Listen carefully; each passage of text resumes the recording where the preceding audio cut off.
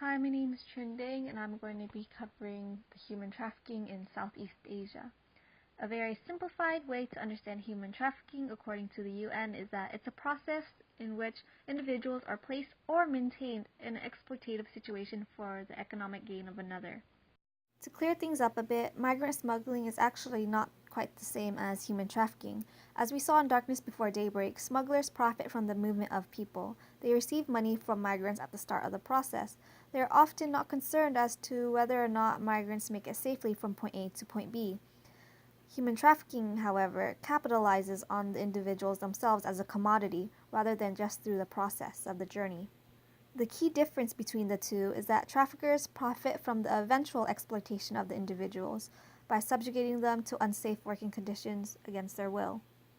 Another key difference is that human trafficking can occur locally, not just internationally. Borders don't necessarily have to be crossed, and sometimes there's no movement of people involved either. As long as the victim is maintained in that exploitative situation, it falls under the category of human trafficking. Because it usually involves coercion and threats, there's no such thing as consent when it comes to human trafficking. Contrary to popular belief, human trafficking is also much more than just prostitution, sex industry, and child trafficking. A commonly overlooked aspect is the exploitation of forced labor, which can result into slavery or a different form of servitude. While the victims are often women and children, in media, men are also victims as well. Vulnerable populations are more susceptible to being targets of human trafficking. The traffickers often look at poverty level, gender, and class and age. The lack of policy and enforcement also contributes to the high levels of human trafficking in Southeast Asia. The trafficking routes in Southeast Asia can be traced from Cambodia, Laos, and Myanmar to Thailand. Capitalizing on the forced migration of individuals from the neighboring countries, various Thai industries maintain their economic output at the expense of vulnerable migrants and their livelihood. Young men are often exploited in the fishing industry, which has been very problematic.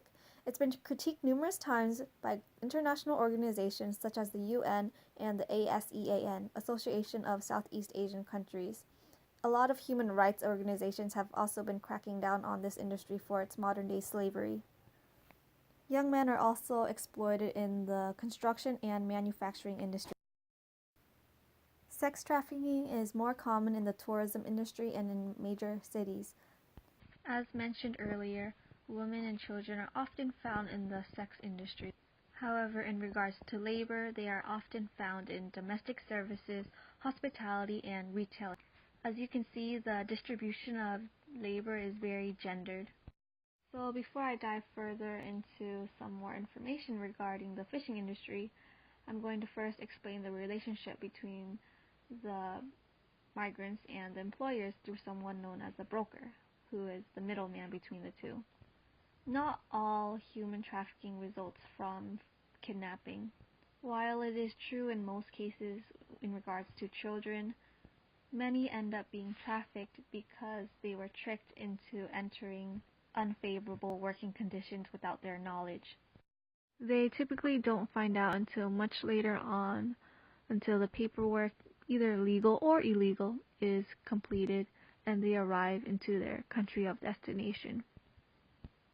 Thailand's commercial fishing industry has been around since the 1850s, and it relies heavily on migrant workers. It accounts for most of the country's earned foreign currency, and in some cases, the traffickers actually bribe local authorities into overlooking the matter. With the global decline in marine populations because of overfishing, in addition to the increased competition in the seas for scarce resources, these Thai fishing fleets would attempt to cut their costs by instead forcing individuals into slavery-like conditions. The migrants would work long shifts without breaks, sometimes even 24-hour shifts. Equipment and machinery was also sometimes unregulated, making the working conditions very dangerous. Pay was often irregular, and they would get charged exorbitant prices just for daily necessities such as toothpaste. And when they're unable to pay for goods because of the lack of funds, they enter what is known as a debt bondage. This is the main way that the migrants are kept into forced servitude by the employers. The International Labour Organization conducted a survey in 2013 with about 596 fishermen in Thailand. 14% of the fishermen did not complain about the human rights violations because they feared causing problems with their employers. Typically, when the migrants try to complain or voice their concerns to the employers, they would be threatened to be thrown overboard or be physically abused. There are actually a number of dumping grounds in the seas near Thailand where defiant fishermen would be thrown overboard or buried offshore. The Thai government has not done much, unfortunately, to address these concerns and human rights violations in the fishing sector.